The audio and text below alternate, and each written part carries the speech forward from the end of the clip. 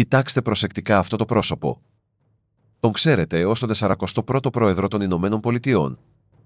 Τον άνθρωπο που καθόταν στο Βάλ γραφείο. Τον άνθρωπο που έβαλε τέλος στον ψυχρό πόλεμο. Τώρα, θέλω να σβήσετε αυτή την εικόνα. Φανταστείτε αυτό το πρόσωπο κομμένο. Φανταστείτε το να βρίσκεται σε ένα πορσελάνινο πιάτο δείπνου. Φανταστείτε το γαρνιρισμένο με σάλτσα σόγιας, τζίντζερ και βλαστούς μπαμπού. Σερβιρισμένο σε ένα συμπόσιο για μεθυσμένους αξιωματικούς σε ένα τροπικό νησί. Ακούγεται σαν την πλοκή μιας αηδιαστικής ταινίας δεύτερης κατηγορίας. Ακούγεται σαν ένα άρρωστο αστείο.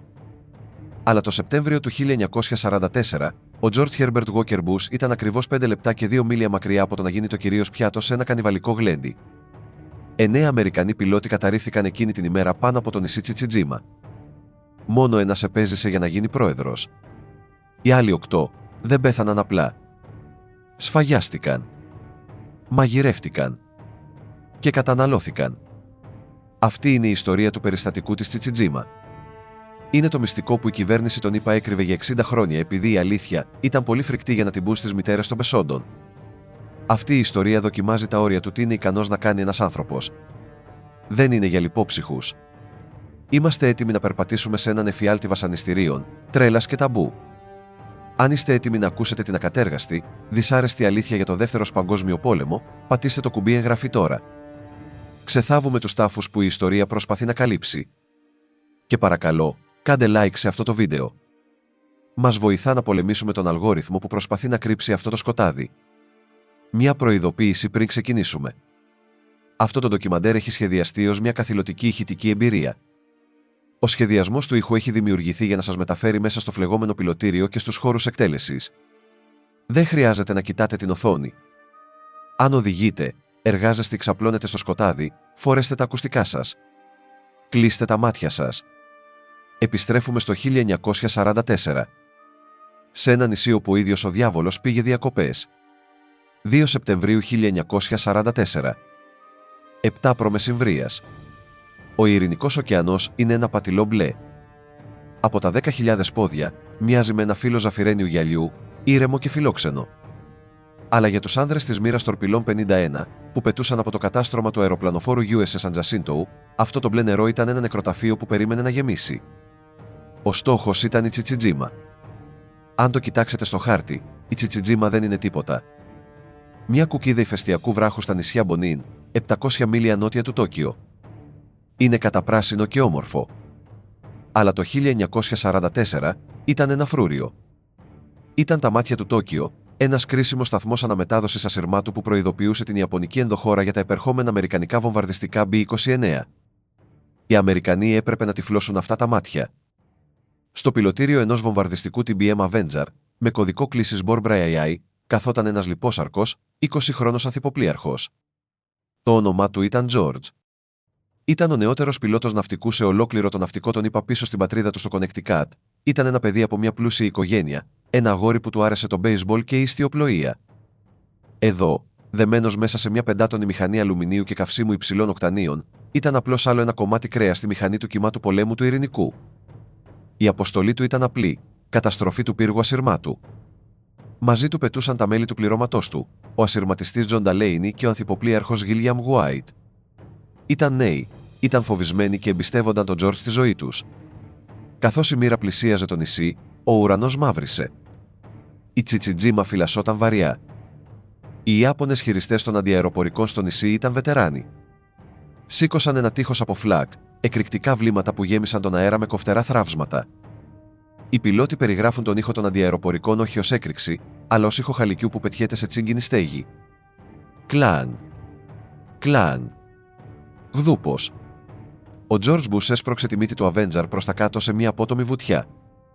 Στόχευε τα κτίρια του ασυρμάτου. Το ταχύμετρο ανέβηκε. 200 κόμβοι. 250 κόμβοι. Η δύναμη G τον πίεζε στο κάθισμά του. Στα 8.000 πόδια, ο κόσμος εξεράγει. Ένα ιαπωνικό βλήμα χτύπησε απευθείας στον κινητήρα του Avenger. Δεν ήταν ξιστά. Ήταν χτύπημα θανάτου. Το αεροπλάνο τραντάχτηκε βία, σαν τραυματισμένο ζώο.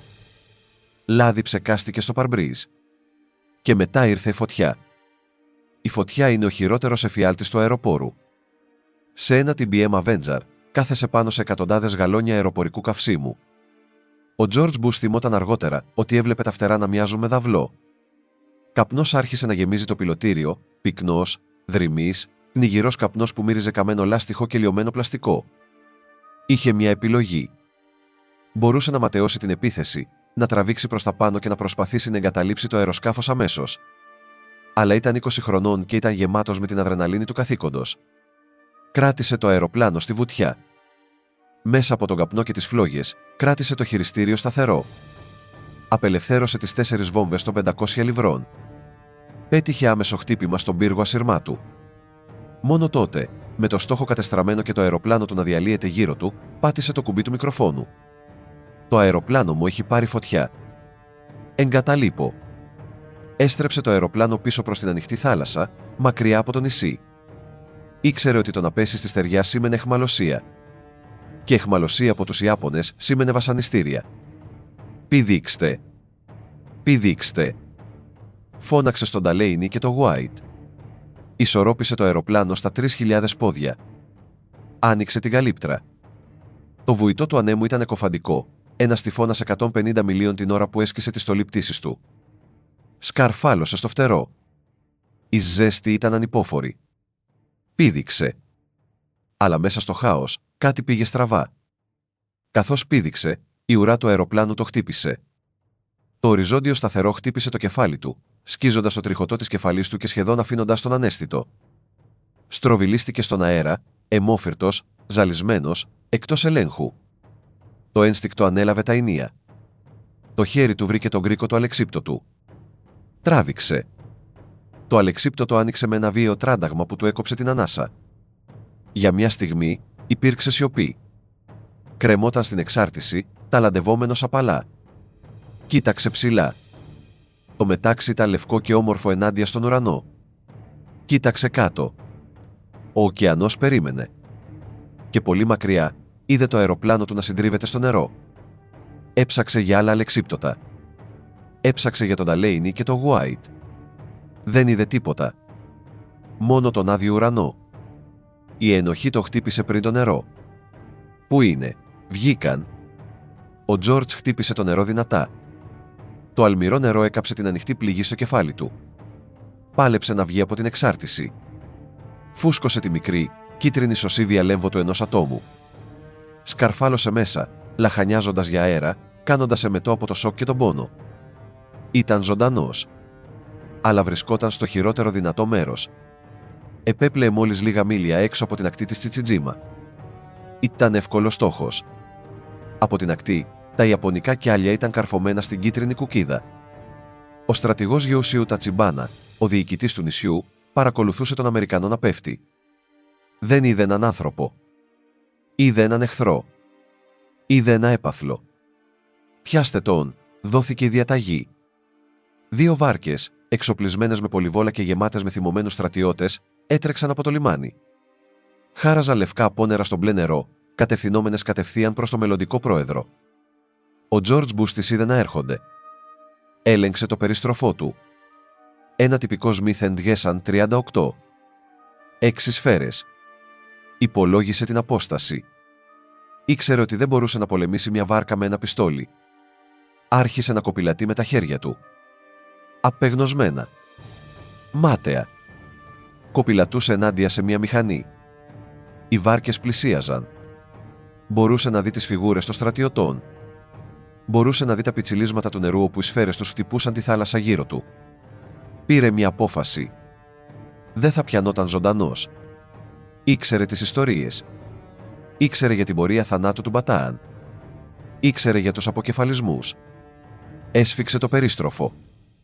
Και τότε, ο ωκεανός εξεράγει. Λιγότερο από 100 μέτρα μακριά από τη σχεδία του, ένας τεράστιος γκρίζος όγκος έσπασε την επιφάνεια. Το νερό έπεφτε καταράκτης από το ατσάλινο κελυφός του. Δεν ήταν φάλαινα. Ήταν μηχανή. Ήταν το USS Finback, ένα αμερικανικό υποβρύχιο σε υπηρεσία διάσωσης.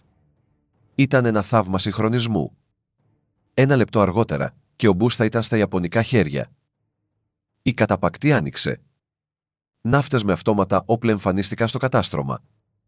«Καλώς ήρθατε στο πλοίο, ανθυποπλοίαρχε», φώναξε ένας από αυτούς. Του πέταξαν ένα σκοινί. Τράβηξαν το δρεμάμενο, αιμόφυρτο πιλότο στο υγρό ατσάλινο κατάστρωμα.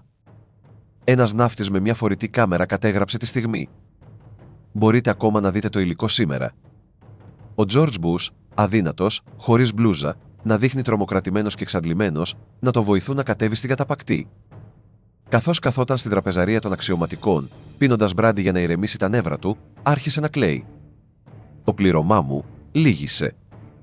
Δεν είδα τα αλεξίπτωτά τους».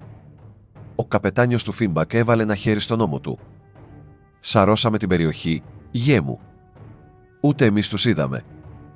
Ο George Bush πέρασε τον επόμενο μήνα στο υποβρύχιο. Παρακολούθησε καθώς τορπίλιζαν οι ιαπωνικά πλοία. Κρατούσε σκοπιά στη γέφυρα. Είχε επιζήσει. Έγραψε γράμματα στο σπίτι. Έγραψε στις μητέρες του Νταλέινι και του Γουάιτ. Τους είπε ότι οι γη τους πέθαναν ήρωες. Ήλπιζε ότι είχαν πεθάνει ακαριέα στη συντριβή. Έλεγε στον εαυτό του ότι ήταν ο τυχερός. Αλλά η τύχη είναι σχετικός όρος. Επειδή εκείνη την ίδια μέρα, στο ίδιο κομμάτι ουρανού, 8 άλλοι Αμερικανοί αεροπόροι είχαν πέσει με αλεξίπτωτο. Ο Μόρβ Μέρσαν, ο Φλόιντ Χολ, ο Τζίμι Ντάι. Χτύπησαν και αυτοί το νερό. Αλλά το USS Finback δεν τους είδε. Οι ιαπωνικές βάρκες έφτασαν σε αυτούς πρώτες. Ο George Bush έπλε μακριά προς την ασφάλεια, προς ένα μέλλον πετρελαίου, πολιτικής και εξουσίας. Οι φίλοι του σύρονταν στις λευκές αμμουδιές της Τσιτσιτζίμα. Τους χτυπούσαν με ραβδιά μπαμπού. Τους κλωτσούσαν μέχρι να σπάσουν τα πλευρά τους. Τους έγδιναν και τους έδαιναν κάτω από τον καυτό ήλιο. Κοιτούσαν τον ωκεανό, ελπίζοντας να δουν ένα υποβρύχιο. Αλλά το μόνο που έβλεπαν ήταν το χαμογελαστό πρόσωπο του ταγματάρχη Μάταμπα. Ο George Bush είχε γλιτώσει από τον πόλεμο. Οι άλλοι επρόκειτο να μπουν σε σφαγείο. Ενώ ο George Bush καθόταν στην τραπεζαρία αξιωματικών του USS Finback, ζεσταίνοντας τα χέρια του γύρω από μια κούπα ναυτικό καφέ και τρώγοντας ένα κομμάτι μιλόπιτα, μια διαφορετική πραγματικότητα ξεδιπλωνόταν μόλις λίγα μίλια μακριά. Η αντίθεση ήταν απόλυτη. Ένας άνδρας είχε τραβηχτεί πίσω στον πολιτισμό, οι άλλοι είχαν συρθεί στην εποχή του λίθου. Οι 8 άνδρες που δεν περισυλλέχθηκαν από το υποβρύχιο δεν ήταν αξιωματικοί με πολιτικές διασυνδέσεις. Ήταν αγρότες, μηχανικοί, φοιτητές. Υπήρχε ο Μόρβ Μέρσαν, ένας ασυρματιστής από το Λος Άντζελες. Ήταν απλώς ένα παιδί, με πλατή χαμόγελο και ένα κορίτσι να τον περιμένει στο σπίτι. Υπήρχε ο Φλόιντ Χολ, ένας ασυρματιστής αεροπορίας από το Μιζούρι, ένας σκληρός, ήσυχος τύπος που του άρεσε να κυνηγάει. Υπήρχε ο Τζίμι Ντάι, ένας πιλότος από το Νιου Τζέρσεϊ που είχε καταταγεί την επόμενη μέρα μετά το Πέρλ Χάρμπορ. Τους έσυραν έξω από το κύμα στη λευκή άμμο της Τσιτσιτζίμα. Ήταν μουσκεμένοι, έβηχαν θαλασσινό νερό, μερικοί από αυτούς αιμορραγούσαν από τραύματα θραυσμάτων. Περίμεναν να αντιμετωπιστούν ως αιχμάλωτοι πολέμου. Η συνθήκη της Γενέβης λέει ότι σε έναν αιχμάλωτο πρέπει να παρέχεται ιατρική βοήθεια, τροφή και νερό. Λέει ότι πρέπει να προστατεύεται από τη δημόσια περιέργεια και τη βία. Αλλά στην Τσιτσιτζίμα, η συνθήκη της Γενέβης ήταν απλώς ένα κομμάτι χαρτί που χρησιμοποιούσαν για να ανάβουν τσιγάρα. Μόλις οι μπότες τους άγγιξαν την άμμο, άρχισαν οι ξυλοδαρμοί. Δεν ήταν στρατιωτική ανάκριση. Ήταν φρενίτιδα όχλου. Οι Ιάπωνες στρατιώτες, εξαγριωμένοι από την αεροπορική επιδρομή, έπεσαν πάνω στους πιλότους. Χρησιμοποίησαν ραβδιά μπαμπού, κοντάκια του φεκιών και τις βαριές μπότες τους. Τον Μόρβ Μέρσαν τον κλωτσούσαν μέχρι που το πρόσωπό του έγινε μια πρισμένη μάσκα από μοβ μόλοπες. Του έσκισαν τη στολή πτήσης. Τον άφησαν γονατισμένο στην άμμο, γυμνό, κάτω από τον καυτό τροπικό ήλιο, με τα χέρια του δεμένα πίσω από την πλάτη με σύρμα τόσο σφιχτά που έκοβε τους καρπούς του. Κοίταξε ψηλά τους δεσμότες του. Δεν είδε πειθαρχία. Είδε τρέλα. Για να καταλάβετε τι συνέβη στη συνέχεια, πρέπει να κατανοήσετε τη ψυχολογία της φρουράς της Τσιτσιτζίμα. Στα τέλη του 1944, η Ιαπωνική Αυτοκρατορία κατέρεε. Οι στρατιώτες στο νησί ήξεραν ότι έχαναν. Ήταν αποκομμένοι. Ο αμερικανικός αποκλεισμός σήμαινε ότι τα πλοία ανεφοδιασμού έφταναν σπάνια. Δεν πέθαιναν της πείνας, είχαν ρύζι, είχαν γλυκοπατάτες, είχαν σάκε. Αλλά πεινούσαν για νίκη. Πεινούσαν για δύναμη. Το ηθικό σάπιζε. Ο αλκοολισμός ήταν ανεξέλεγκτος. Η πειθαρχία διατηρούνταν μέσω βάναυσων ξυλοδαρμών. Το νησί κυβερνιόταν από 2 άνδρες που ενσάρκωναν αυτή τη σύψη. Πρώτον, Υπήρχε ο αντιστράτηγος Γιοουσίου Τατσιμπάνα. Τον αποκαλούσαν ο γέρος, αλλά όχι με στοργή. Ήταν ένας πρισμένος, οργισμένος αλκοολικός. Περνούσε τις μέρες του στο καταφύγιό του, πίνοντας σάκε και τρέφοντας ένα βαθύ, κακοφορμισμένο μίσος για τους Αμερικανούς. Πίστευε ότι οι Αμερικανοί ήταν αδύναμοι, μαλακοί και δειλοί. Ήθελε να αποδείξει ότι το ιαπωνικό πνεύμα, το YMTODMSCI, ήταν ανώτερο από την αμερικανική τεχνολογία. Αλλά ο πραγματικός αρχιτέκτονας της φρίκης ήταν ο υφιστάμενός του, ο ταγματάρχης Μάταμπα. Ο Μάταμπα ήταν ψυχοπαθής. Δεν υπάρχει άλλος ιατρικός όρος γι' αυτό. Ήταν ένας άνδρας αιμονικός με το αρχαίο παρελθόν το σαμουράι, αλλά διέστρεψε τον ευγενή κώδικα του Μπούσιντο σε μια γκροτέσκα παροδία. Πίστευε ότι ο πόλεμος δεν ήταν μόνο να σκοτώνεις τον εχθρό, ήταν να τον καταναλώνεις. Ο Μάταμπα κοίταξε τα τρεμάμενα, γυμνά αγόρια της Αμερικής στην παραλία και δεν είδε ανθρώπινα όντα. Είδε ζωντανά. Είδε μια πηγή ενέργειας. Οι αιχμάλωτοι ήρθηκαν στους απότομους ηφαιστειακούς λόφους προς το αρχηγείο της φρουράς. Τους έριξαν σε πρόχειρα κελιά, σπηλιές καμένες στο βράχο, υγρές, σκοτεινές και να μυρίζουν μούχλα. Δεν τους έδωσαν φαγητό. Ούτε νερό. Μόνο τον ήχο των φυλάκων που ακόνιζαν τις ξυφολόγχες τους έξω. Μέσα στο σκοτάδι, ο Μόρβ Μέρσαν ψιθύρισε στον Φλόιτ Χολ. «Θα μας ανταλλάξουν», είπε. «Θα μας ανταλλάξουν για τους δικούς τους αιχμαλώτους. Κάντε κουράγιο». Κρατιόταν από τη λογική του πολιτισμένου κόσμου. Δεν ήξερε ότι η λογική εδώ ήταν μαγειρική. Λίγες μέρες μετά τη σύλληψη, ο ταγματάρχης Μάταμπα φιλοξένησε μια συνάντηση στην τραπεζαρία των αξιωματικών. Η ατμόσφαιρα ήταν βαριά από καπνό και τη μυρωδιά ζεστού κρασιού ρυζιού. Ο Μάταμπα σηκώθηκε. Ήταν μεθυσμένος, τα μάτια του γυάλινα. «Οι Αμερικανοί μας βομβαρδίζουν κάθε μέρα», τράβλησε. «Σκοτώνουν τα αδέρφια μας. Γιατί τους αφήνουμε να ζουν?» Κοίταξε γύρω στο δωμάτιο. Οι άλλοι αξιωματικοί έγνεψαν. «Αλλά το να τους σκοτώσουμε απλά είναι σπατάλη», συνέχισε ο Μάταμπα. Η φωνή του έπεσε σε ψίθυρο. Οι αρχαίοι πίστευαν ότι αν φας τη σάρκα ενός γενναίου εχθρού, κερδίζεις τη δύναμή του. Κερδίζεις το θάρρος του. Σταμάτησε, αφήνοντας την ιδέα να κατακαθίσει. «Πεινάμε, φίλοι μου. Όχι για ρύζι. Αλλά για πνεύμα. Προτείνω ένα συμπόσιο». Ήταν ένα τεστ. Ένα τεστ αφοσίωσης. Ένα τεστ βαρβαρότητας. Ο στρατηγός Τατσιμπάνα, καθισμένος στην κορυφή του τραπεζιού, δεν έφερε αντίρρηση. Χαμογέλασε. Έγνεψε. «Κίμου», γρύλισε ο Τατσιμπάνα. «Σικότι». Στην ιαπωνική ιατρική κελαογραφία, το σικότι είναι η έδρα του θάρρους. Το να τρως το σικότι είναι να καταναλώνεις την ίδια την ουσία της γενναιότητας ενός άνδρα. Η διαταγή υπογράφηκε. Όχι σε χαρτί, αλλά σε αίμα. Δεν θα εκτελούσαν απλώς τους κρατούμενους. Θα τους θέριζαν. Η διαδικασία επιλογής ήταν τυχαία. Ήταν μια λοταρία θανάτου, ακριβώς όπως τα αντιαεροπορικά στον ουρανό. Ο Μόρβ Μέρσαν επιλέχθηκε πρώτος. Οι φρουροί ήρθαν για αυτόν στη μέση του απογεύματος. «Σήκω», γάβγισαν. Ο Μόρβ σηκώθηκε. Ήταν αδύναμος, αφυδατωμένος, τα χείλη του σκασμένα και ματωμένα. Πιθανότατα πίστευε ότι τον πήγαιναν για ανάκριση ξανά. Ίσως για μεταφορά σε στρατόπεδο στο Τόκιο. Τον έβγαλαν από τη σπηλιά. Ο ήλιος ήταν εκτυφλωτικός μετά το σκοτάδι. Τον περπάτησαν σε ένα ξέφωτο κοντά στην τραπεζαρία των αξιωματικών. Είδε έναν φρεσκοσκαμένο λάκκο. Ήταν ορθογώνιος. Σαν τάφος. Είδε ένα πλήθος στρατιωτών να συγκεντρώνεται. Γελούσαν. Μερικοί κρατούσαν κύπελα σάκε. Και τότε είδε τον ταγματάρχη Μάταμπα να κρατάει μια κατάνα, ένα παραδοσιακό σπαθί σαμουράι. Ο Μόρβ συνειδητοποίησε τότε ότι δεν πήγαινε στο Τόκιο. Αναγκάστηκε να γονατίσει στην άκρη του λάκκου. Του έδεσαν τα μάτια με ένα βρώμικο πανί. Φανταστείτε τον δρόμο εκείνης της στιγμής. Ο ήχος του ανέμου στους φοίνικες. Η μυρωδιά του ωκεανού. Ο ήχος του σπαθιού που γλιστράει έξω από τη ξύλινη θήκη του. Ο Μόρβ άρχισε να προσεύχεται. Ίσως έκλαψε. Δεν ξέρουμε τα τελευταία του λόγια. Αλλά ξέρουμε τι συνέβη στη συνέχεια. Ο Μάταμπα σήκωσε το σπαθί. Ήθελε να επιδείξει την ικανότητά του στο σπαθί. Ήθελε να δείξει στους άνδρες του πως σκοτώνει ένας αληθινός πολεμιστής. Με μία κίνηση, το κεφάλι του Μόρβ Μέρσαν κόπηκε. Το σώμα έπεσε μπροστά μέσα στο λάκκο. Το πλήθος ζητοκράβγασε. Μπονζάι. Μπονζάι. Αλλά η φρίκη δεν τελείωσε με το θάνατο. Για τον Μόρβ, το μαρτύριο είχε τελειώσει. Για την υπόλοιπη ανθρωπότητα, ο εφιάλτης μόλις ξεκινούσε. Καθώς η σκόνη κατακάθισε, ένας άνδρας βγήκε μπροστά από το πλήθος. Ήταν ο Δόκτωρ Τέρικι, ο χειρουργός του στρατοπέδου. Φορούσε μια λευκή ιατρική ποδιά πάνω από τη στολή του. Κρατούσε νηστέρι, όχι όπλο. Ο Μάταμπα έδειξε το σώμα στο λάκκο. «Γιατρέ», είπε. «Πεινάμε». Ο Τέρικι δίστασε. Είχε δώσει τον όρκο του Ιπποκράτη. «Πρώτα, μη βλάπτεις». Αλλά στη Τσιτσιτζίμα, η ποινή για ανυπακοή ήταν να μπει στο λάκκο μαζί με το σώμα. Ο Τέρικι κατέβηκε στον τάφο.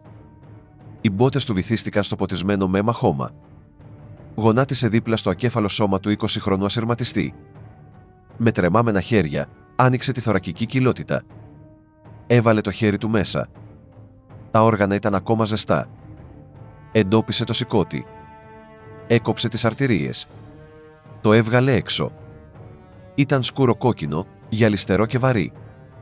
Το έδωσε σε έναν στρατιώτη που περίμενε με έναν ξύλινο κουβά. Και τους μυρούς διέταξε ο Μάταμπα. «Υπάρχει καλό κρέας στους μυρούς».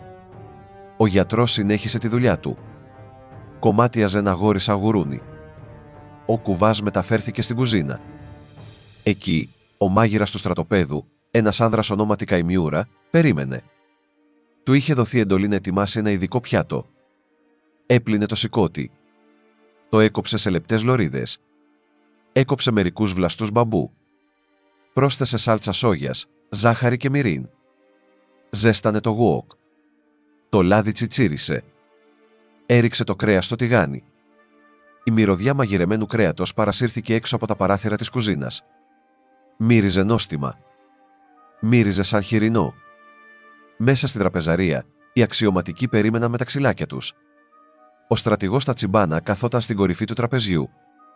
Ο ταγματάρχης Μάταμπα καθόταν στα δεξιά του. Το πιάτο σερβιρίστηκε. Στη νίκη, πρότεινε πρόποση ο Μάταμπα. Πήρε ένα κομμάτι από το σηκώτη του Μόρβ Μέρσαν. Το έβαλε στο στόμα του. Μάσησε. «Είναι καλό», ανακοίνωσε. «Είναι δυνατό φάρμακο». Οι άλλοι αξιωματικοί ακολούθησαν το παράδειγμά του. Μερικοί έτρωγαν με όρεξη, απεγνωσμένοι να αποδείξουν τη σκληρότητά τους. Άλλοι έτρωγαν με δάκρυα στα μάτια, τρομοκρατημένοι ότι αν αρνούνταν, θα κατηγορούνταν για δειλία. Έτρωγαν τον ασυρματιστή από το Λος Άντζελες. Και κάτω στις σπηλιές, οι άλλοι 7 κρατούμενοι κάθονταν στο σκοτάδι, ακούγοντας τα γέλια και τον ήχο των πιάτων που έρχονταν από το λόφο. Δεν ήξεραν ότι ο φίλος τους ήταν το κυρίως πιάτο. Αλλά σύντομα, οι φρουροί θα έρχονταν για τον επόμενο. Ο Φλόιντ Χολ ήταν ο επόμενος στη λίστα. Και το πάρτι μόλις είχε αρχίσει. Αν ο θάνατος του Μόρβ Μέρσαν ήταν ένα μεμονωμένο περιστατικό, μία μοναδική έκρηξη τρέλας πάνω στη μάχη, η ιστορία ίσως το συγχωρούσε ως έγκλημα πάθους. Αλλά δεν ήταν μεμονωμένο. Ήταν το ορεκτικό. Αυτό που συνέβη τις επόμενες εβδομάδες στη Τσιτσιτζίμα δεν ήταν φρενίτιδα. Ήταν ρουτίνα. Το αδιανόητο έγινε τετριμένο. Ο κανιβαλισμός έγινε μέρος του κοινωνικού ημερολογίου των αξιωματικών. Κάτω στις υγρές, σκοτεινές σπηλιές, οι υπόλοιποι 7 Αμερικανοί αεροπόροι σάπιζαν. Άκουγαν. Μπορούσαν να ακούσουν τα βήματα των φυλάκων να έρχονται να τους πάρουν, έναν προς έναν. Δεν ήξεραν ακριβώς τι συνέβαινε πάνω στο λόφο. Αλλά ήξεραν ότι όταν ένας άνδρας έφευγε, δεν επέστρεφε ποτέ. Και ήξεραν ότι λίγο αφότου ένας άνδρας εξαφανιζόταν, η μυρωδιά μαγειρεμένου κρέατος, πλούσια, αλμυρή και τρομακτική, παρασυρώταν από τους αεραγωγούς της κουζίνας των αξιωματικών. Ο ασυρματιστής Φλόιντ Χολ ήταν ο επόμενος. Ο Φλόιντ ήταν ένας γεροδεμένος 24χρονος από τη συντέιλια του Μιζούρι. Ήταν άνθρωπος με λίγα λόγια, ένας κυνηγός που ήξερε πως να γδέρνει ένα ελάφι. Ήταν σκληρός. Αλλά τίποτα στη ζωή του δεν τον είχε προετοιμάσει να είναι το θύραμα. Ήταν λίγες μέρες μετά το πρώτο γλέντι. Ο στρατηγός Τατσιμπάνα φιλοξενούσε ένα δείπνο για έναν επισκέπτη αξιωματούχο, τον αντινάβαρχο Μόρι. Ένα δείπνο πετεί ένα κυρίως πιάτο. Ο ταγματάρχης Μάταμπα, πρόθυμος να ευχαριστήσει τους ανωτέρους του και να επιδείξει το πολεμικό του πνεύμα, ήξερε ακριβώς που να το βρει. Διέταξε να φέρουν τον Φλόιντ Χολ από τη σπηλιά. Η εξαπάτηση που χρησιμοποίησαν ήταν σκληρή. Είπαν στον Φλόιντ ότι μεταφερόταν. Πηγαίνει στο Τόκιο, είπε ψέματα ο διερμηνέας. Περπάτα. Ο Φλόιντ παραπάτησε έξω στο φως του ήλιου, ανοιγοκλίνοντας τα μάτια του. Ίσως ένιωσε ένα κύμα ελπίδας. Το Τόκιο σήμαινε στρατόπεδο αιχμαλώτων πολέμου. Σήμαινε αυστηρούς κανόνες. Σήμαινε επιβίωση. Τον περπάτησαν δίπλα από τους πύργους ασυρμάτου, δίπλα από τους κρατήρες που άφησαν οι αμερικανικές βόμβες. Αλλά δεν τον περπάτησαν στο λιμάνι. Τον περπάτησαν σε έναν κρατήρα βόμβας κοντά στο αρχηγείο. Ο Φλόιντ κοίταξε γύρω. Δεν υπήρχε βάρκα. Υπήρχε μόνο ένα πλήθος αξιωματικών που κάπνιζαν τσιγάρα και τον κοιτούσαν με πεινασμένα, νεκρά μάτια. Συνειδητοποίησε το ψέμα. Αναγκάστηκε να γονατίσει στην άκρη του κρατήρα. Αυτή τη φορά δεν υπήρχε τελετή. Υπήρχε απλώς αποτελεσματικότητα. Ένας αξιωματικός ονόματι πλωτάρχης Γιοουσίαη βγήκε μπροστά με ένα σπαθί. Ο Φλόιντ Χολ δεν ούρλιαξε. Ίσιοσε την πλάτη του. Η λεπίδα άστραψε. Ο Φλόιντ έπεσε στον κρατήρα. Το μαγείρεμα άρχισε αμέσως. Αλλά αυτή τη φορά η διαστροφή κλιμακώθηκε. Δεν πήραν μόνο το σηκώτη. Ο στρατηγός Τατσιμπάνα είχε ζητήσει περισσότερο κρέας. Ο δόκτωρ Τέρικι, ο χειρουργός που γινόταν γρήγορα χασάπης, κατέβηκε στον κρατήρα. Αφαίρεσε το σηκώτη, ναι. Αλλά έκοψε επίσης μια λωρίδα σάρκας 6 λιβρών από το μυρό του Φλόιντ. Έβαλε το κρέας σε έναν ξύλινο δίσκο. Ακόμα σπαρταρούσε. Το μετέφερε στην κουζίνα του 37ου τάγματος. Ο μάγειρας, Καϊμιούρα, κατέθεσε αργότερα στη δίκη για εγκλήματα πολέμου σχετικά με τη συγκεκριμένη συνταγή που χρησιμοποιήθηκε εκείνο το βράδυ. Είναι μια λεπτομέρεια τόσο κοινότυπη που παγώνει το αίμα. Ετοίμασε την ανθρώπινη σάρκα σε στυλ σου. Έκοψε το κρέας σε μικρούς κύβους. Το σιγόβρασε με σάλτσα σόγιας, λαχανικά και ζάχαρη. Το σέρβιρε σε μικρά πορσελάνινα μπολ, γαρνιρισμένο με ψιλοκομμένα φρέσκα κρεμμυδάκια. Έμοιαζε με βοδινό. Μύριζε σαν βοδινό. Αλλά ήταν ο Φλόιντ Χολ από το Μιζούρι. Τα μπολ μεταφέρθηκαν στα διαμερίσματα του ναυάρχου. Φανταστείτε τη σκηνή. Ένα δωμάτιο φωτισμένο από χάρτινα φανάρια. Η υγρασία της νύχτας του Ειρηνικού. Ο ήχος των γρύλων και των μακρινών κυμάτων. Γύρω από το τραπέζι καθόταν η ανώτατη διοίκηση των Ιαπωνικών δυνάμεων. Ο στρατηγός Τατσιμπάνα. Ο ναύαρχος Μόρι. Ο ταγματάρχης Μάταμπα. Έπιναν σάκε. Γελούσαν. Αυτό είναι ένα ειδικό πιάτο, ανακοίνωσε ο Μάταμπα. Από το Κίτσακου, τα θηρία. Ο ναύαρχος Μόρι πήρε ένα κομμάτι κρέας με τα ξυλάκια του. Το εξέτασε. Το έβαλε στο στόμα του. Μάσησε αργά. Είναι νόστιμο, είπε. Πρέπει να έχουμε κι άλλο. Έφαγαν μέχρι που άδειασαν τα μπολ. Έτρωγαν τον εχθρό όχι επειδή πεινούσαν, οι αποθήκες ήταν γεμάτες ρύζι και κονσέρβες τόνου. Τους έτρωγαν επειδή πίστευαν ότι τους έκανε θεούς. Πίστευαν ότι απορροφούσαν την ψυχή του Αμερικανικού στρατού. Καταναλώνοντας τον πιλότο, πίστευαν ότι μπορούσαν να σταματήσουν τα αεροπλάνα. Ήταν παράνοια μεταμφιεσμένη σε παράδοση. Καθώς οι εβδομάδες περνούσαν, τα πάρτι συνεχίστηκαν.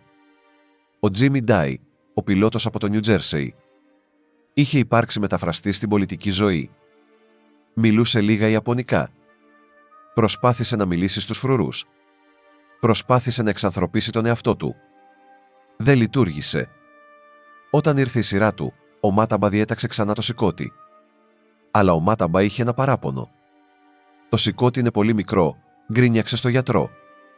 Την επόμενη φορά, φρόντισε να πάρουμε περισσότερα. Έτσι για το επόμενο θύμα, τον Γόραν Ερλβόν, πήραν το σηκώτη, την καρδιά και τη χολιδόχο κίστη. Πίστευαν ότι η χολιδόχος κίστη θεράπευε στομαχικές παθήσεις.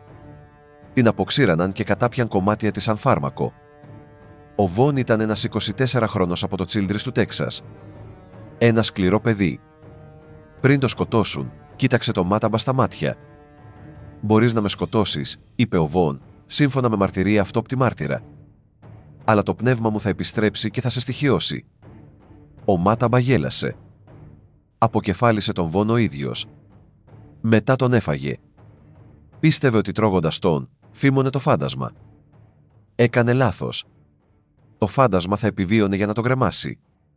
Εν τω μεταξύ, εκατοντάδες μίλια μακριά, στο αεροπλανοφόρο USS San Jacinto, ο ανθυποπλοίαρχος George Bush καθόταν στην κουκέτα του. Ήταν ασφαλής. Ήταν καθαρός. Έτρωγε ομελέτα στην τραπεζαρία. Αλλά τον στοίχιωνε η ενοχή του επιζώντα. Κάθε βράδυ, καθόταν στο μικρό μεταλλικό γραφείο του και έγραφε γράμματα. Έγραφε στη μητέρα του Φλόιντ Χολ. Έγραφε στους γονείς του Μόρβ Μέρσαν. Προσπαθούσε να βρει τις κατάλληλες λέξεις. «Αγαπητή κυρία Χολ», έγραφε. Ο Φλόιντ ήταν γενναίος άνδρας. Είδα το αεροπλάνο του να πέφτει. Πιστεύω ότι πέθανε ακαριέα στη συντριβή. Δεν υπέφερε. Ο Τζόρτζ Μπους πίστευε ότι έλεγε την αλήθεια. Ήλπιζε ότι ήταν η αλήθεια. Φανταζόταν τους φίλους του νεκρού στο καθαρό, μπλε νερό. Δεν μπορούσε να φανταστεί, κανένα ανθρώπινο μυαλό δεν μπορούσε να φανταστεί, ότι την ίδια στιγμή που σφράγιζε το φάκελο, το σηκώτη του φίλου του τηγανιζόταν σε γουόκ με σάλτσα σόγιας.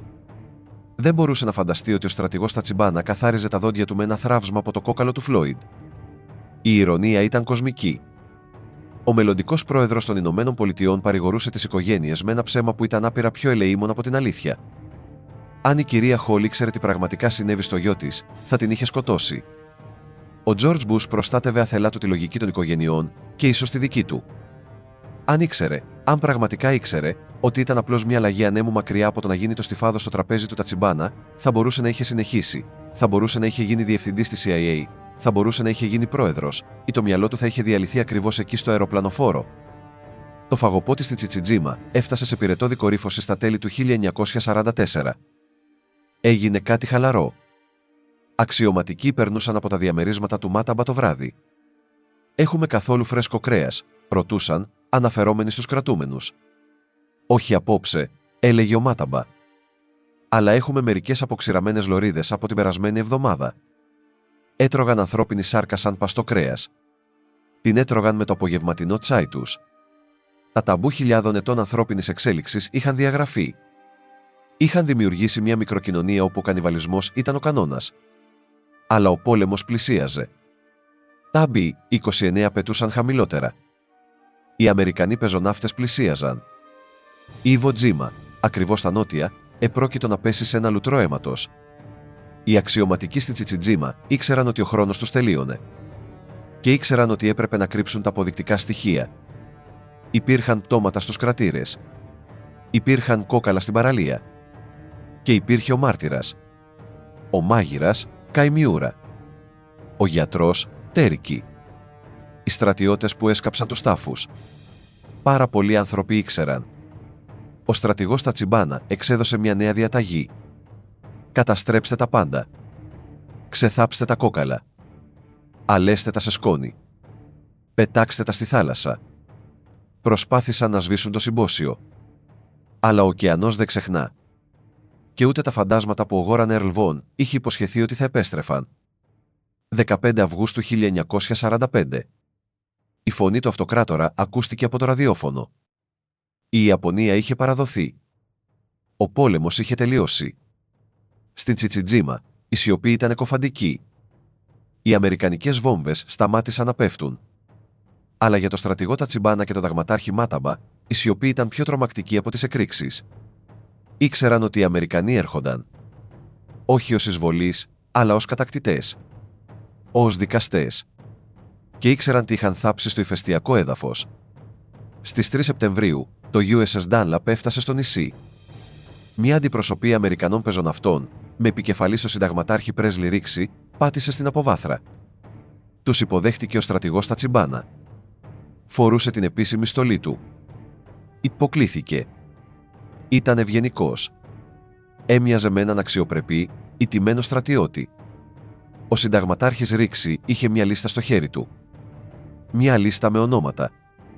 Μόρβ Μέρσαν. Φλόιντ Χολ. Τζίμι Ντάι. Γόραν Ερλβόν. Στρατηγέ, είπε ο Ρίξη. Ξέρουμε ότι αυτοί οι αεροπόροι έπεσαν με αλεξίπτωτο στο νησί σας. Πού είναι? Ο Τατσιμπάνα δεν ανοιγόκλεισε τα μάτια του. Είχε κάνει πρόβα αυτό το ψέμα για εβδομάδες. Μια τραγωδία, είπε απαλά. Συνελήφθησαν, ναι. Τους φερθήκαμε καλά. Αλλά δυστυχώς σκοτώθηκαν κατά τη διάρκεια των δικών σας βομβαρδιστικών επιδρομών.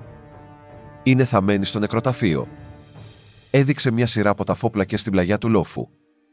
Ήταν μια τέλεια ιστορία. Κατηγορούσε τους Αμερικανούς για το θάνατο των δικών τους ανδρών. Φίλοι απειρά. Συμβαίνει στον πόλεμο. Ο συνταγματάρχης Ρίξ ήταν καχύποπτος, αλλά δεν είχε αποδείξεις. Έστειλε τους άνδρες του στο νεκροταφείο. Ξέθαψαν τους τάφους. Βρήκαν κόκαλα. Αλλά κάτι δεν πήγαινε καλά. Τα σώματα ήταν κατακερματισμένα. Ανακατεμένα. Έμοιαζε σαν να είχαν διαταραχθεί. Αλλά ακόμα δεν υπήρχε αδιάσιστο στοιχείο. Για εβδομάδες η έρευνα βρέθηκε σε αδιέξοδο. Ο Τατσιμπάνα και ο Μάταμπα κάθονταν στα διαμερίσματά τους, πίνοντας σάκε, νομίζοντας ότι είχαν ξεγελάσει το σώμα των πεζοναυτών των ΗΠΑ. Αλλά κάθε μυστικό έχει μια διαρροή. Στην Τσιτσιτζίμα, η διαρροή ήταν ένας Κορεάτης εργάτης. Οι Ιάπωνες είχαν υποδουλώσει Κορεάτες για να σκάψουν τούνελ και να χτίσουν οχυρώσεις. Αυτοί οι εργάτες είχαν δει τα πάντα. Μισούσαν τους δυνάστες τους. Ένα βράδυ, ένας Κορεάτης γλίστρισε από τις σκιές και πλησίασε έναν Αμερικανό σκοπό. Του έδωσε ένα σημείωμα. «Μην κοιτάτε στο νεκροταφείο», έλεγε ουσιαστικά το σημείωμα. «Κοιτάξτε στην παραλία. Κοιτάξτε στον κρατήρα. Και ρωτήστε το μάγειρα». Ο συνταγματάρχης Ρίξι έφερε το μάγειρα του στρατοπέδου, Καϊμιούρα, για ανάκριση. Ο Καϊμιούρα ήταν ένας τρομοκρατημένος άνδρας. Ήταν χαμηλόβαθμος στρατιώτης. Ήξερε ότι αν έπαιρνε την ευθύνη, θα τον γκρεμούσαν. Η ανάκριση ήταν σκληρή. Οι πεζοναύτες σταμάτησαν να είναι ευγενικοί. «Ξέρουμε ότι δεν πέθανα στο βομβαρδισμό», ο ανακριτής χτύπησε τη γροθιά του στο τραπέζι. «Πες μας τι συνέβη στα σώματα». Ο Καϊμιούρα έσπασε. Άρχισε να κλαίει. «Εμείς τους φάγαμε», ψιθύρισε. Ο μεταφραστής πάγωσε. Κοίταξε τον ανακριτή. «Μπορείς να το επαναλάβεις αυτό?» Ο ταγματάρχης Μάταμπα το διέταξε, έκλαψε ο Καϊμιούρα. «Με ανάγκασε να τηγανίσω το σηκώτη. Με έκανε να φτιάξω στιφάδο. Το έφαγαν. Όλοι οι αξιωματικοί το έφαγαν. Το δωμάτιο πάγωσε. Οι πεζοναύτες, άνδρες που είχαν δει τη φρίκη της Ιβο Τζίμα και της Οκινάουα, άνδρες που είχαν δει φλογοβόλα να λιώνουν δέρμα, αηδίασαν. Διέταξαν αμέσως τη σύλληψη του Τατσιμπάνα, του Μάταμπα και ολόκληρου του σώματος των αξιωματικών. Όταν η στρατιωτική αστυνομία ήρθε για τον ταγματάρχη Μάταμπα, δεν το αρνήθηκε.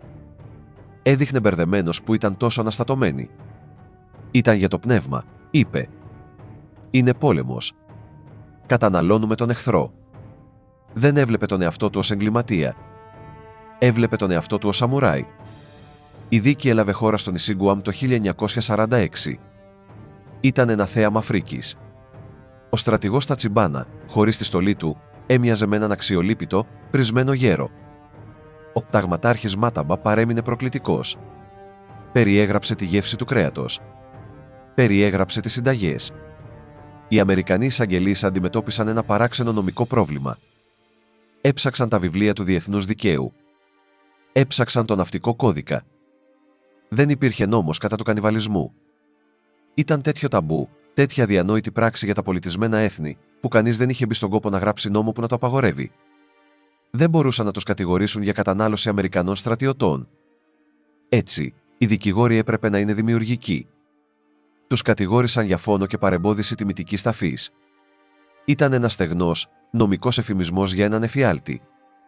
Όταν οι λεπτομέρειες της δίκης άρχισαν να αποκαλύπτονται στην αίθουσα του δικαστηρίου, η στρατιωτική αστυνομία έπρεπε να συγκρατήσει σωματικά τους πεζοναύτες στο ακροατήριο. Ήθελαν να κομματιάσουν τους κατηγορούμενους με τα γυμνά τους χέρια. Η μαρτυρία του μάγειρα, που περιέγραφε πως έκοψε το σηκώτη του Φλόιντ Χολ ενώ το αγόρι ήταν μόλις φρέσκο νεκρό, ήταν υπερβολική. Ο Τατσιμπάνα, ο Μάταμπα και άλλοι 3 καταδικάστηκαν σε θάνατο με απαγχωνισμό. Τους οδήγησαν στην αγχώνη. Τα τελευταία λόγια του Μάταμπα δεν ήταν μεταμέλειας. Φώναξε «Μπονζάι». Οι καταπακτές άνοιξαν. Τα σκοινιά τεντώθηκαν απότομα. Τα τέρατα της Τσιτσιτζίμα ήταν νεκρά. Αλλά τότε η κυβέρνηση των ΗΠΑ πήρε μια απόφαση που θα αντιχούσε για 60 χρόνια. Το Υπουργείο Πολέμου, τώρα Πεντάγωνο, κοίταξε τα πρακτικά της δίκης. Κοίταξαν τις περιγραφές του ανθρώπινου σου. Και σκέφτηκαν τις οικογένειες στην πατρίδα. Σκέφτηκαν την κυρία Χολ στο Μιζούρι. Την κυρία Μέρσαν στην Καλιφόρνια. Αυτές οι μητέρες περίμεναν νέα. Ήλπιζαν ότι οι γη τους είχαν πεθάνει γρήγορα. Οι στρατηγοί αποφάσισαν ότι η αλήθεια ήταν απλώς πολύ καταστροφική. Δεν μπορούμε να πούμε σε μια μητέρα ότι ο γιος της φαγώθηκε, είπε αναφέρεται ένας αξιωματικός. Θα καταστρέψει το μυαλό τους. Θα καταστρέψει την πίστη τους στην ανθρωπότητα. Έτσι, κατασκευάστηκε ένα λευκό ψέμα. Οι φάκελοι σφραγίστηκαν ως ακρός απορρίτοι. Κλειδώθηκαν σε ένα θησαυροφυλάκιο στην Ουάσιγκτον DC. Στάλθηκαν γράμματα στις οικογένειες. Ο γιος σας συνελήφθη και εκτελέστηκε από τους Ιάπωνες. Πέθανε τον θάνατο του στρατιώτη. Ήταν ένα ψέμα. Αλλά ήταν ένα ελεήμον ψέμα. Οι οικογένειες θρήνησαν. Έκλαψαν. Αλλά βρήκαν παρηγοριά στην ιδέα ότι τα αγόρια τους ήταν ήρωες που αντιμετώπισαν το εκτελεστικό απόσπασμα. Δεν ήξεραν τη μαγειρική φρίκη που είχε συμβεί πραγματικά. Και έτσι, το μυστικό κοιμήθηκε. Κοιμήθηκε κατά τη διάρκεια του πολέμου της Κορέας. Κατά τη διάρκεια του πολέμου του Βιετνάμ. Κατά τη διάρκεια του ψυχρού πολέμου. Ο Τζορτζ Χ. Μπούς ασχολήθηκε με την πολιτική. Έγινε διευθυντής της CIA. Έγινε αντιπρόεδρος. Έγινε πρόεδρος. Έκανε χειραψία με Ιάπωνες πρωθυπουργούς. Παρευρέθηκε σε επίσημα δείπνα στο Τόκιο. Έφαγε σούσι. Και όλο αυτό το διάστημα δεν ήξερε ποτέ. Δεν ήξερε ποτέ ότι οι άνδρες με τους οποίους πέταξε, οι άνδρες για τους οποίους έκλαψε, είχαν χωνευτεί από τους ίδιους τους αξιωματικούς του έθνους με το οποίο ήταν τώρα σύμμαχος. Τα φαντάσματα της Τσιτσιτζίμα ήταν υπομονετικά. Περίμενα να ξεθοριάσει το μελάνι στη σφραγίδα άκρος απόρριτο. 2003, ο κόσμος είχε αλλάξει. Οι δίδυμοι πύργοι είχαν πέσει. Ένας νέος πόλεμος ξεκινούσε στο Ιράκ. Ο Τζορτζ Χ. Μπούς ήταν τώρα ένας ηλικιωμένος άνδρας, συνταξιούχος στο Τέξας. Ο γιος του, Τζορτζ Γ. Μπούς, ήταν στο Λευκό Οίκο. Και σε ένα σκονισμένο αρχείο στην Ουάσιγκτον, ένας ιστορικός ονόματι James Bradley έψαχνε. Ερεύνησε για ένα βιβλίο με τίτλο Flyboys. Ήθελε να πει την ιστορία του αεροπορικού πολέμου στον Ειρηνικό. Υπέβαλε αίτημα βάσει του νόμου περί ελευθερίας της πληροφόρησης. Ήθελε τους φακέλους για τις δίκες εγκλημάτων πολέμου της Τσιτσιτζίμα. Ο υπάλληλος κοίταξε το αίτημα. Ο κανόνας απορρίτου των 50 ετών είχε λήξει. «Ορίστε», είπε ο υπάλληλος, παραδίδοντας ένα κουτί με κιτρινισμένα χαρτιά. Ο Μπράντλι άνοιξε το κουτί. Και η φρίκη ξεχύθηκε έξω. Διάβασε την κατάθεση του μάγειρα. Διάβασε την ομολογία του Μάταμπα. Τέριαξε τα ονόματα των θυμάτων με τα ημερολόγια πτήσης. Συνειδητοποίησε ότι κοιτούσε τους συντρόφους του πρώην Προέδρου. Ο Μπράντλι επικοινώνησε με τον Τζορτζ Χ. Μπούς. «Κύριε Πρόεδρε», είπε, «έμαθα τι συνέβη στους φίλους σας. Φανταστείτε εκείνη τη στιγμή». Ο Τζορτζ Μπούς κάθισε στο γραφείο του. Πήρε τα έγγραφα. Διάβασε τα ονόματα. Μόρβ. Φλόιντ. Τζίμι. Διάβασε τη λέξη σηκώτη. Διάβασε τη λέξη συμπόσιο. Για 60 χρόνια κουβαλούσε την ενοχή επιζώντα ενός στρατιώτη. Γιατί έζησα εγώ, γιατί πέθαναν αυτοί. Τώρα, η ενοχή μετατράπηκε σε μια ψυχρή, ναυτιαστική φρίκη. Συνειδητοποίησε το τρομακτικό υπολογισμό της τύχης. Εκείνο το πρωί του 1944, 2 αλεξίπτωτα κατέβηκαν. Το ένα παρασύρθηκε αριστερά, προς την ανοιχτή θάλασσα. Αυτός ο άνδρας έγινε πρόεδρος των Ηνωμένων Πολιτειών. Το άλλο παρασύρθηκε δεξιά, προς το νησί. Αυτός ο άνδρας έγινε γεύμα. Η διαφορά μεταξύ του οβάλ γραφείου και ενός πιάτου δείπνου ήταν 5 μοίρες στην κατεύθυνση του ανέμου. Ο Μπούς κάθισε σιωπηλός για πολλή ώρα. Συνειδητοποίησε ότι ο πολιτισμός που λατρεύουμε είναι ένα λεπτό λούστρο. Είναι μια μάσκα που φοράμε. Από κάτω υπάρχει Τσιτσιτζίμα. Ο ταγματάρχης Μάταμπα δεν ήταν τέρας από παραμύθι. Ήταν άνθρωπος. Έγραφε ποίηση. Αγαπούσε τα παιδιά του. Κι όμως, υπό την πίεση του πολέμου και του φανατισμού, έφαγε έναν άλλο άνθρωπο. Μας αναγκάζει να θέσουμε το πιο άβολο ερώτημα από όλα. Τι είμαστε ικανοί να κάνουμε? Αν αφαιρέσεις το σούπερ μάρκετ, αφαιρέσεις τους νόμους, αφαιρέσεις τον φόβο της τιμωρίας, ζει ο κανίβαλος μέσα σε όλους μας. Ο Μπούς ταξίδεψε πίσω στη Τσιτσιτζίμα χρόνια αργότερα. Το νησί είναι τουριστικός παράδεισος τώρα. Σέρφερ πηγαίνουν εκεί. Το νερό είναι όμορφο. Στάθηκε στον γκρεμό. Κοίταξε κάτω στο νερό που είχε αναδυθεί το φίμπακ. Πέταξε λουλούδια στη θάλασσα. Δεν θρηνούσε απλώς τους φίλους του. Θρηνούσε την αθωότητα του κόσμου. Ήξερε το μυστικό τώρα. Οι οικογένειες ήξεραν το μυστικό τώρα. Ήταν επώδυνο. Άνοιξε ξανά παλιές πληγές. Αλλά ήταν η αλήθεια. Και τελικά, η αλήθεια είναι το μόνο πράγμα που χρωστάμε στους νεκρούς. Δεν μπορούμε να τους σώσουμε.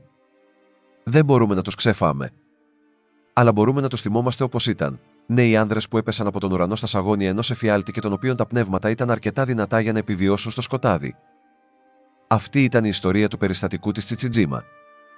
Η μέρα που ο μελλοντικός πρόεδρος γλίτωσε από το μενού των κολλασμένων. Είναι μια ιστορία που αποδεικνύει ότι η ιστορία δεν είναι μια ευθεία γραμμή. Είναι ένα παιχνίδι ζαριών που παίζεται από τρελούς.